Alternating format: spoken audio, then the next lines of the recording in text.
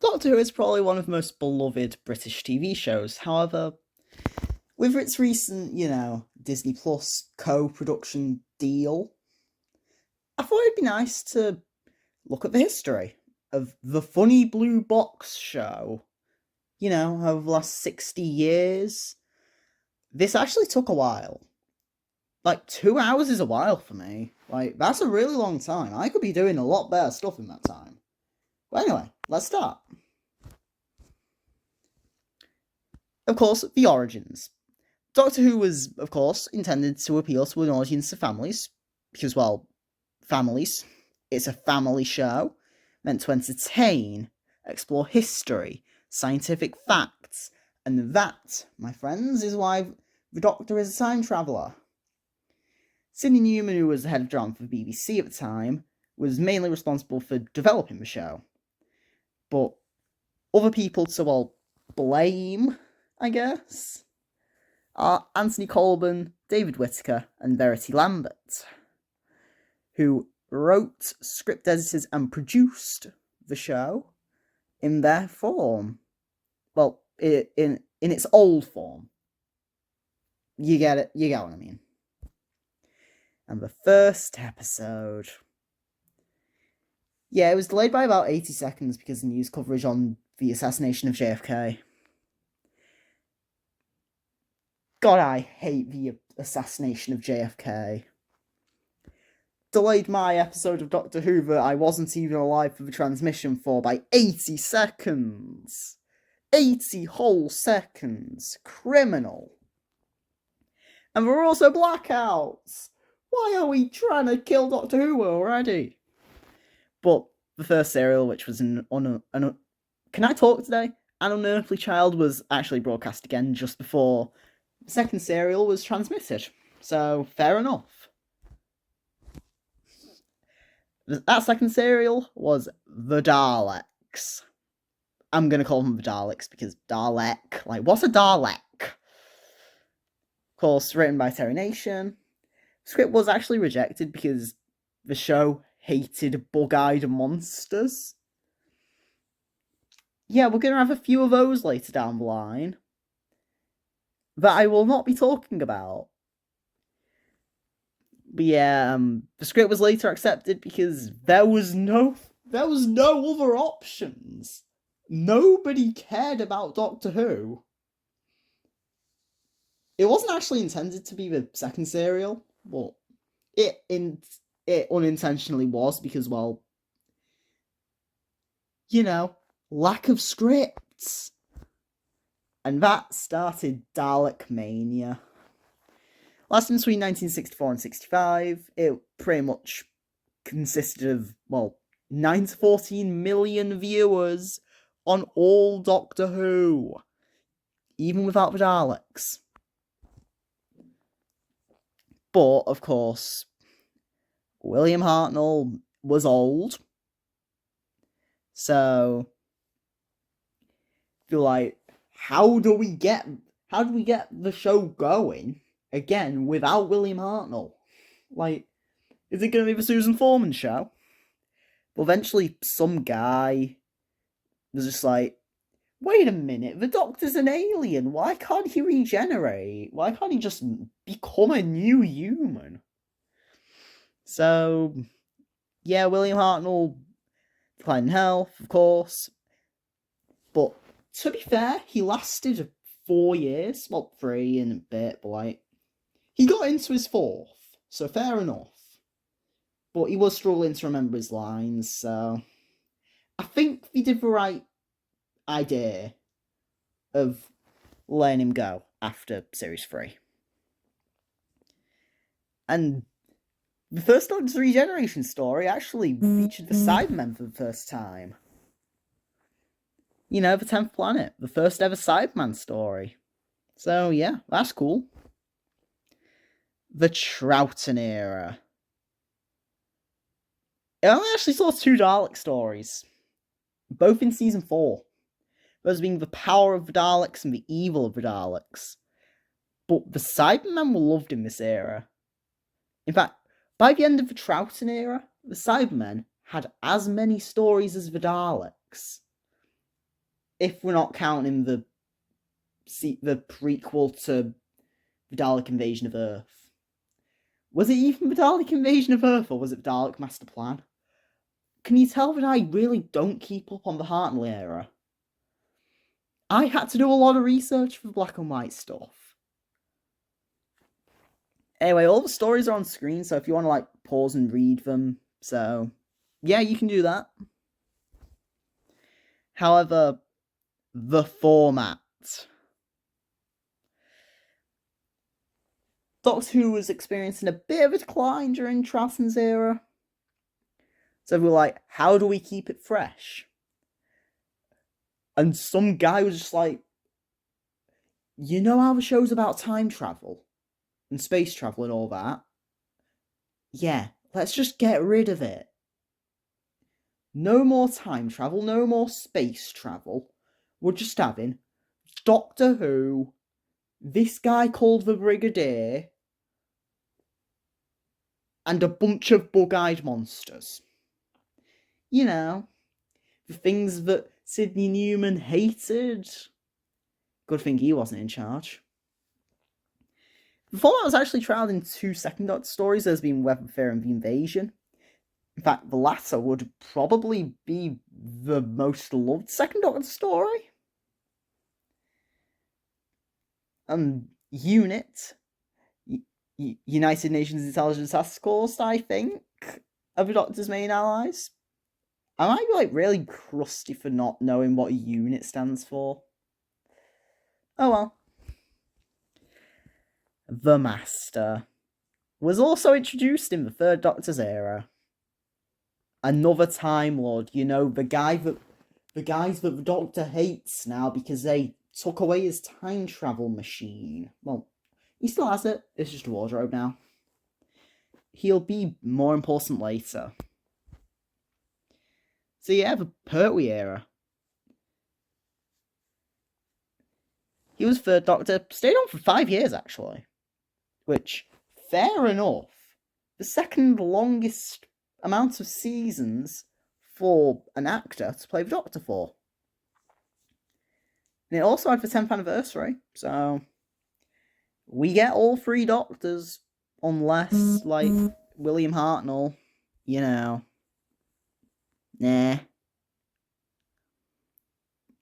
Hey, the Sontarans are here. And so the Autons.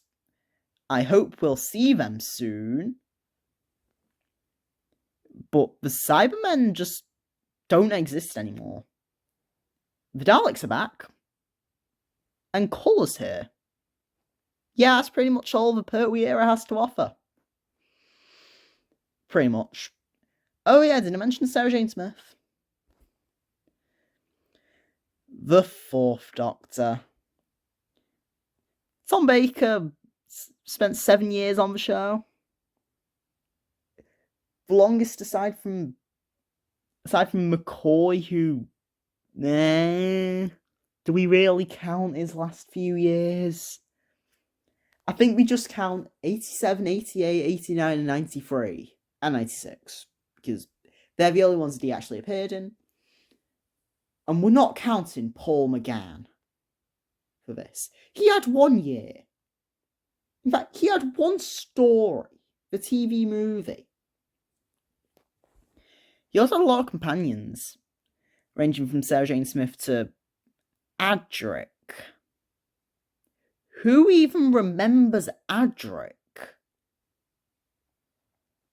Okay, fine. Some people probably remember Adric, but it's only because of Earthshock. And now the viewing figures.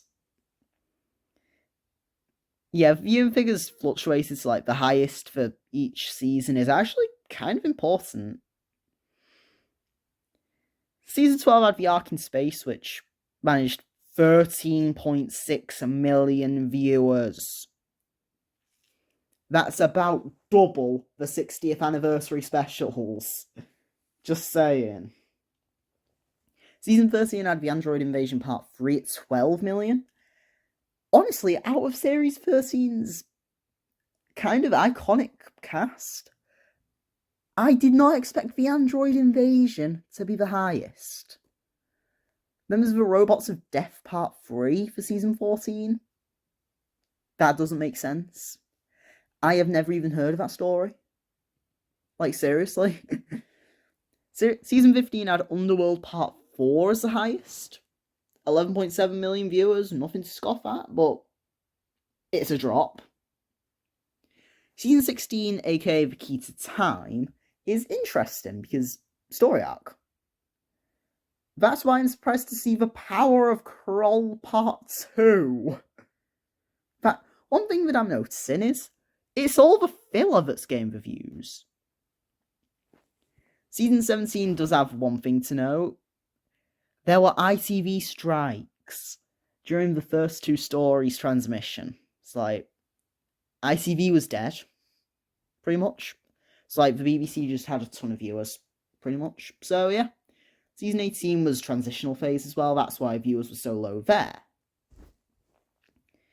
Of course, why did it do so well? I've just said ITV, writer strikes. But another thing to note that could have boosted its viewers slightly was it was the first story to be filmed outside of the UK.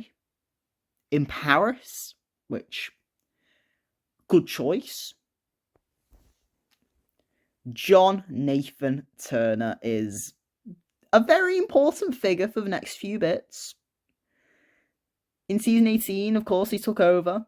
I'm just going to shorten his name to JNT because, like, who's really gonna say John Nathan Turner for the entire video? Like, seriously. And he hated the comedic version of the show. Keep that in mind later. He actually thought it was because Tom Baker had too much influence, though. So he just was like, Tom, you're not having influence. And he was like, okay, then I'll leave. And they didn't try to keep him. And honestly, I think it was a good choice.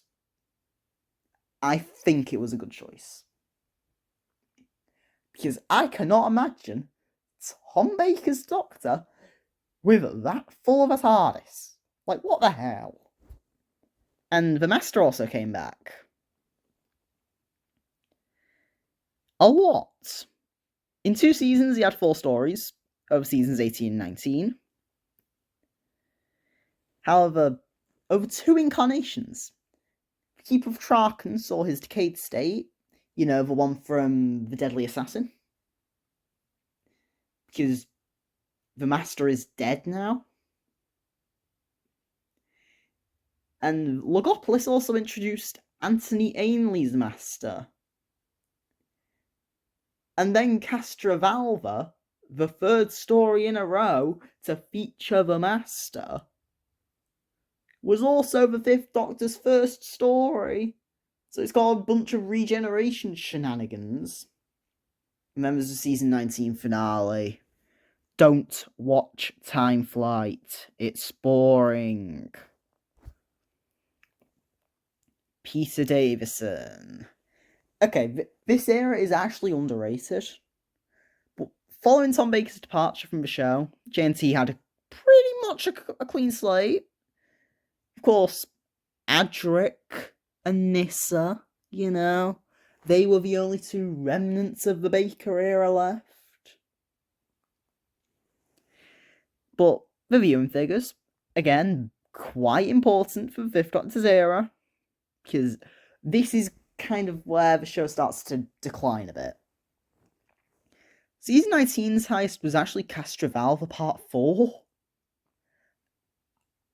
Honestly, if Castrovalva was split into 2 different stories, like parts 1 and 2 are like something to do with the end of the universe, Big Bang and all that, and part 3 and 4 is just Castrovalva, like, that could have been better. Just saying. Season 20 actually saw a tie in Snake Dance Part 2 and Mordrin Undead Part 4 at 7.7 million viewers.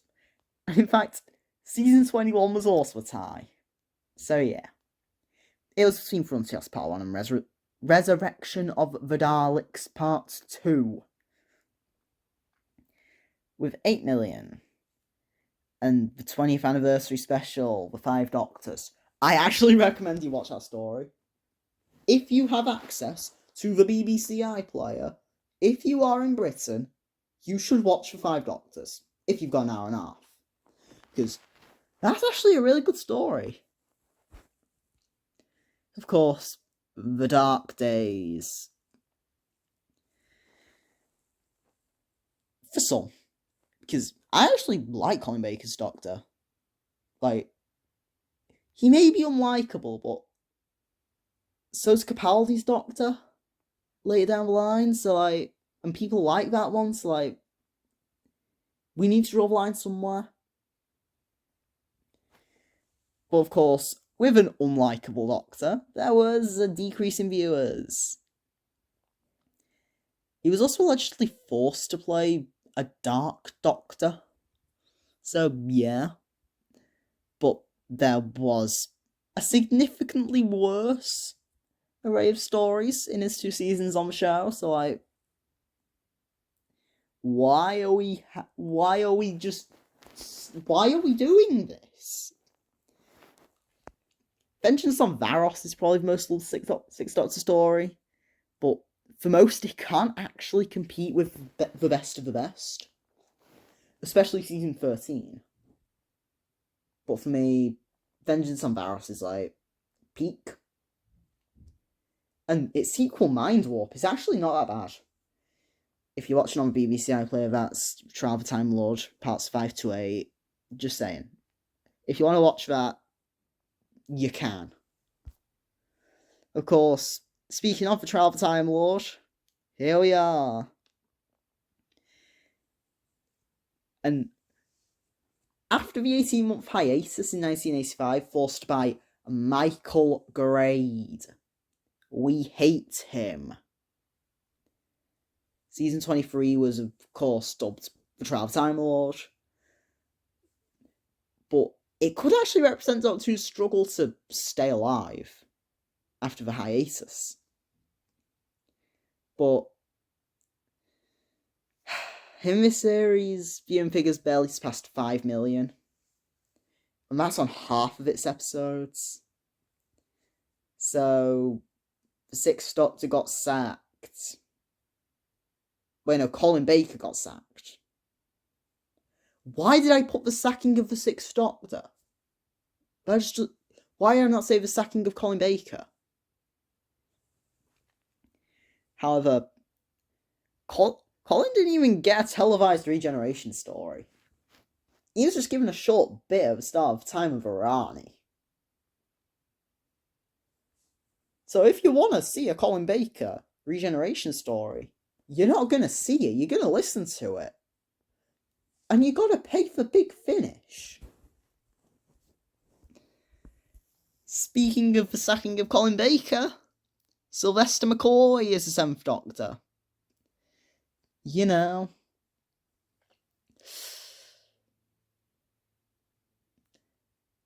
The funny incarnation. At the start it was, at least. In fact, he's actually considered to be one of the best for some people. For me, he's probably the 2nd best. Probably behind only Capaldi. Yeah, can you tell that I like the darker incarnations of the Doctor? Just saying. However, during season 24, viewing figures remained at about 5 million, so good enough to stay on for season 25. But then, the really dark days. Season 25 and 26. 7th Doctor was actually given some good content. You know, he's a manipulator now. He's a psychopath. He's Merlin. Because why not? This was all done by script editor Sir Andrew Cartmel, who didn't have any influence on season 24 because he was brought in too late. All the scripts were already done, edited, and ready to be televised. In season 25, viewing figures actually reached 6 million, which is rare.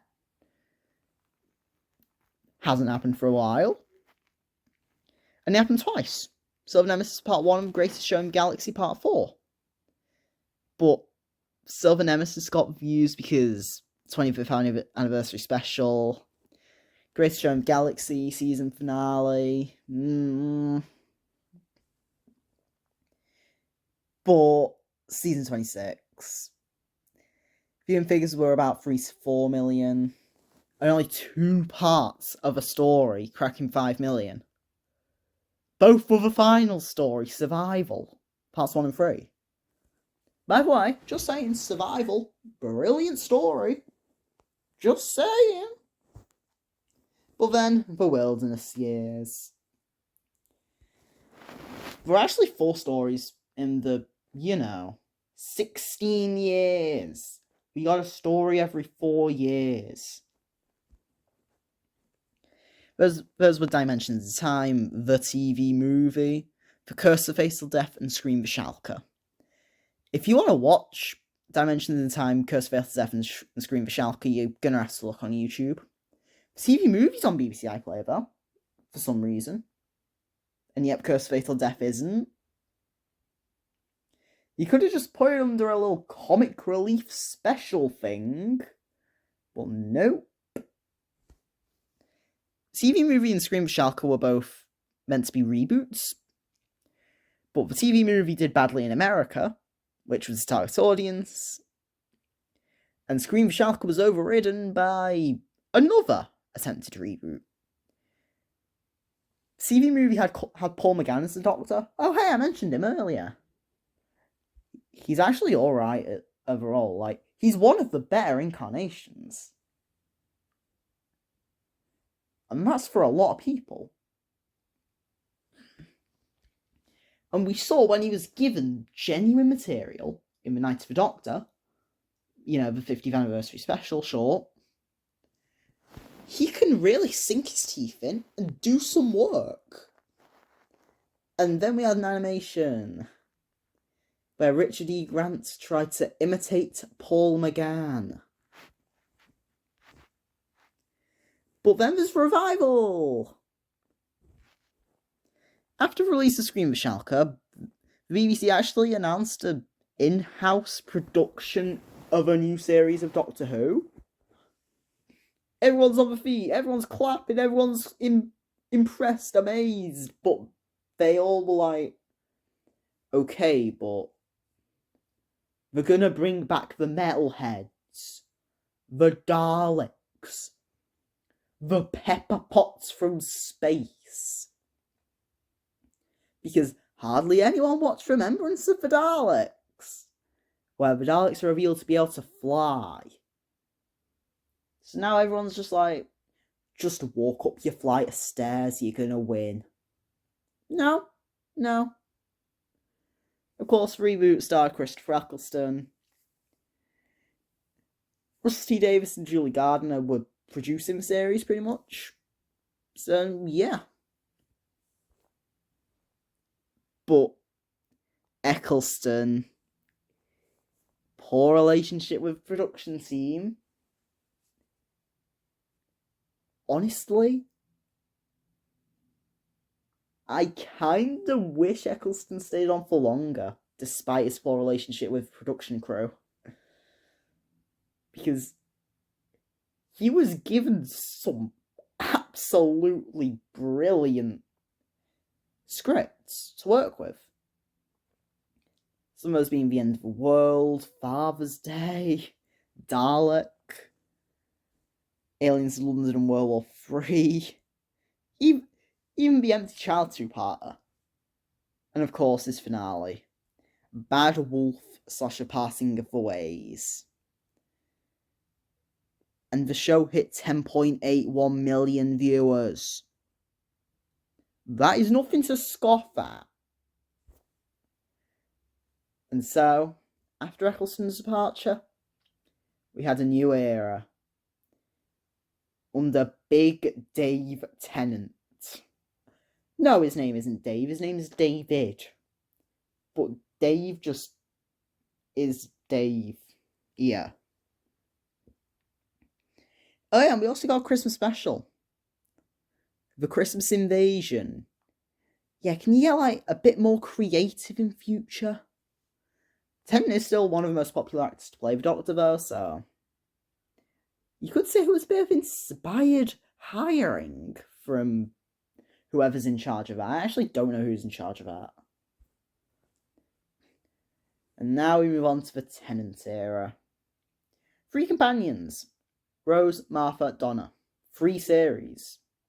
Odd. A companion series. It's as if people don't want to coexist with David Tennant. For some reason. He seems like a cool enough guy.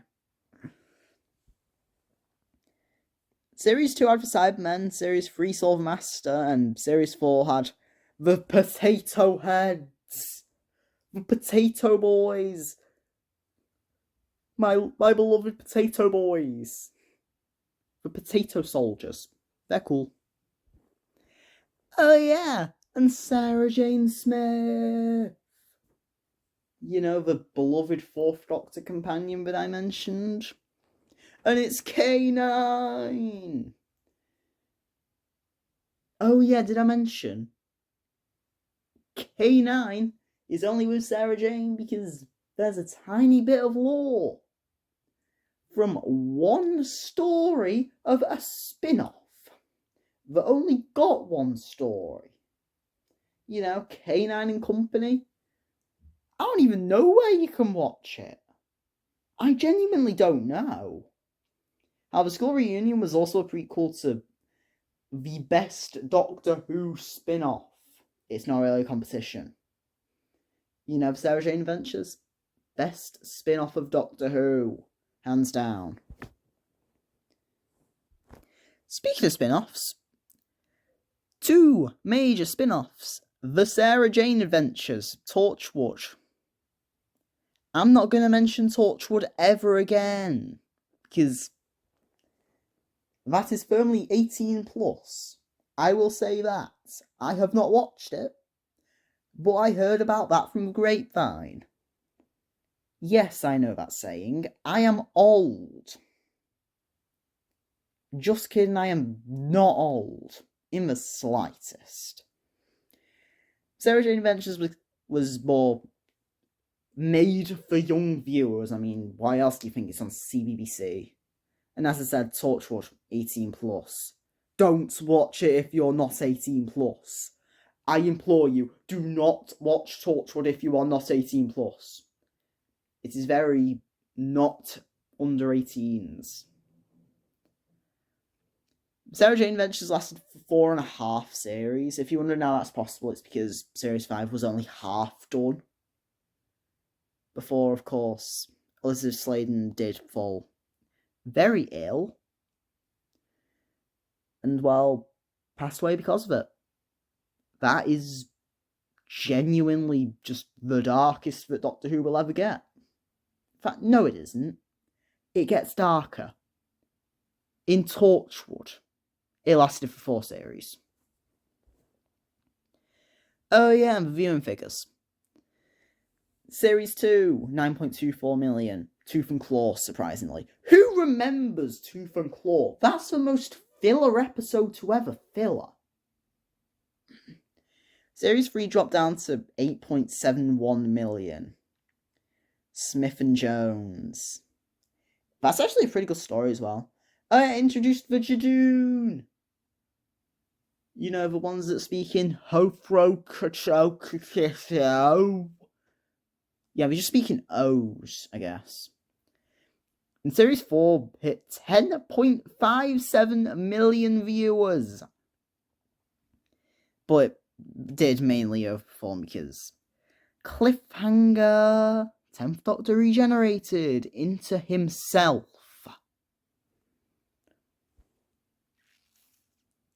But then the 10th Doctor regenerated anyway. So, who really cares? So after the 2009 specials, well, technically we lasted into 2010 with the End Time Part 2, but like, who really cares? But yeah, RTD and David Tennant both left, with Matt Smith and Stephen Moffat, who wrote The Curse of Fatal Deeg. That's why you don't write a PowerPoint when you're tired, people. Anyway, they both took over. But a few monsters actually returned. Like the Silurians. In Hungry Earth and Cold Blood. Yeah, they did not need a two-parter. And we got the Great Intelligence. Who actually remembers the Great Intelligence? We could have gone the Yetis back, and yet we got Murder Snowmen. And then there's the Ice Warriors. Cold War. You get the joke. It's a Cold War because it's a cold enemy, and like the declaring war on humans and all that. You get it? Totally not saying Russia. Just saying. Oh yeah, the Zygons are back. The Day of the Doctor. Brilliant story, by the way. 50th anniversary special. Zygons are back. Yeah, cool. Viewing figures. Viewers actually remained hooked. What? Viewers actually enjoyed the show without David Tennant. People dropped off because they hate change. But Series 5, people actually gave him a chance. People gave Matt Smith a chance. 11th hour. Hey, you get a joke? Because he's only got 20 minutes to save the world. I have that from the description from BBC iPlayer. You cannot call that a spoiler. 10.09 million views, though. Not bad. But Series 6's opener, which was also most viewed from that series, 8.86 million viewers.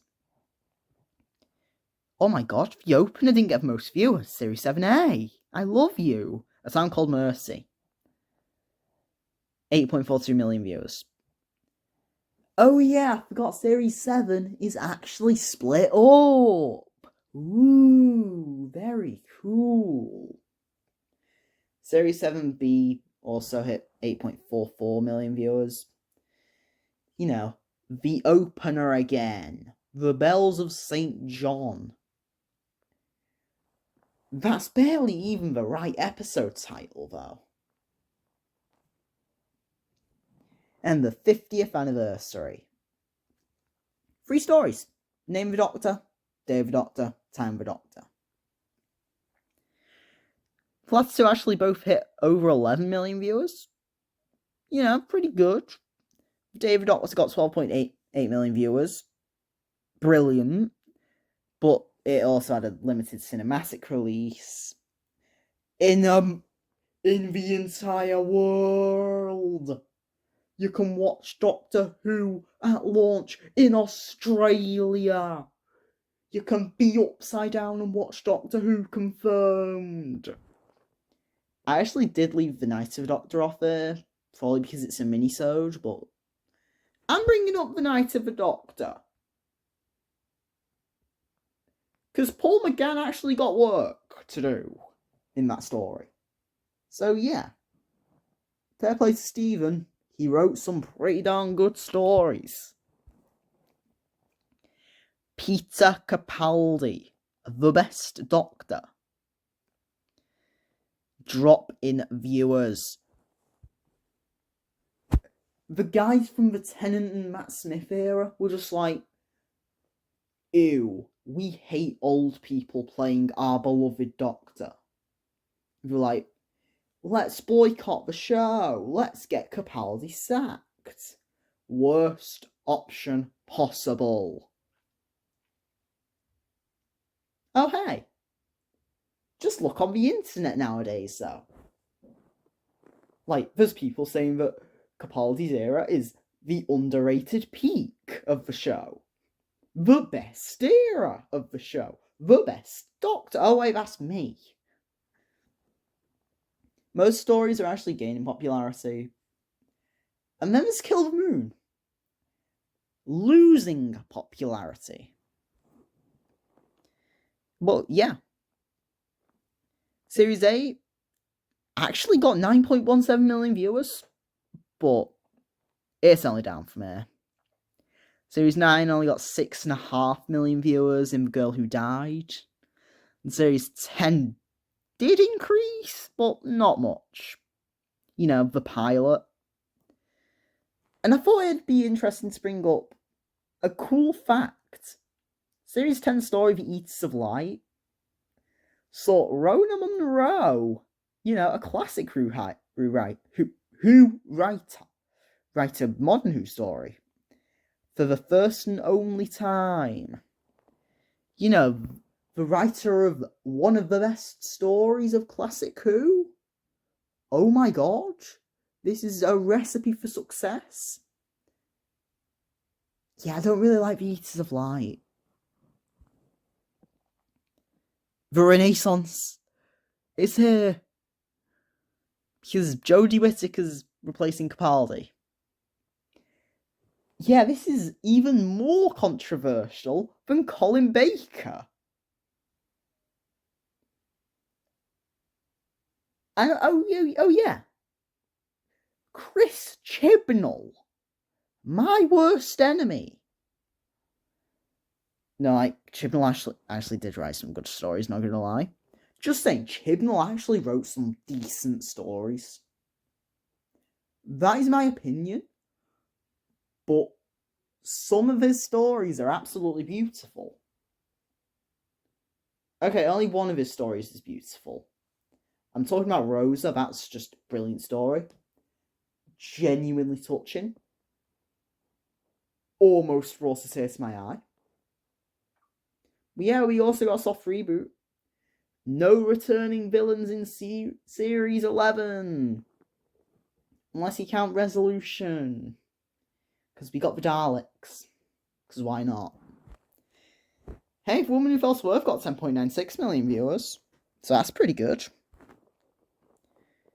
But did I mention the Renaissance did not last? Series 12 only hit 6.9 million viewers. And the finale had 4.69 million viewers. And it's also one of the worst finales in the entire show. Look, you've just taken away one of the main factors that makes Doctor Who popular. The Who. Because now we know the Doctor is a timeless child. They're not even a Time Lord.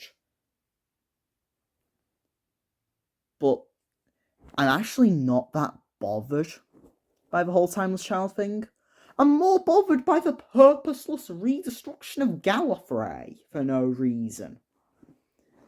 And then there's Flux. First fully linked series in season 23. Peaked at 5.81 million viewers. Yeah, the people really don't like Chibnall, do they? But, oh my gosh, there's genuine hope for the show. Whittaker left, David Tennant's back, because why the heck not? Disney's reached a co-production deal. Big budget. Catherine Tate's back. We're back. The 2023 60th anniversary special's got 7 million viewers. Very, very good in the age of streaming services. So yeah, it was a success. There is a renaissance. Just kidding. Series 14 RTD's back. We only got 4.01 million viewers in the series Open Space Babies.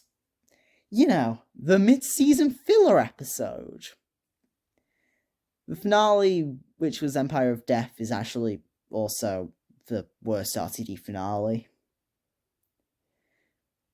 Congratulations, Russell, you've just killed the show that you brought back. Oh hey, Stephen Moffat's back. He wrote one of the best stories of the year. Oh my god, and he's writing a second. Yeah, Joyce of World. It's the only future episodes that we know of.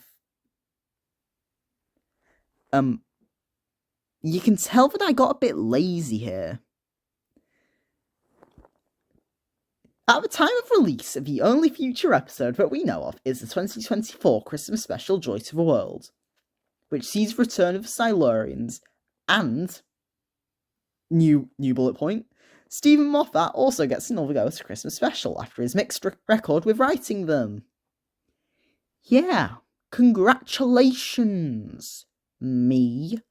You've just done a brilliant job at absolutely bottling your PowerPoint. And yeah, that's it. The entire, pretty much just the important stuff of Doctor Who explained in 37 slides. I counted. Don't like and subscribe, because that would be asking. And we don't do that around here. Yeah, we don't do that around here. Asking for stuff is kind of bad. Unless you say please. But then that's begging, and that's even worse. Anyway, I'll see you when I see you. When is that? It's just when I see you, okay? It is just when I see you. Deal with it.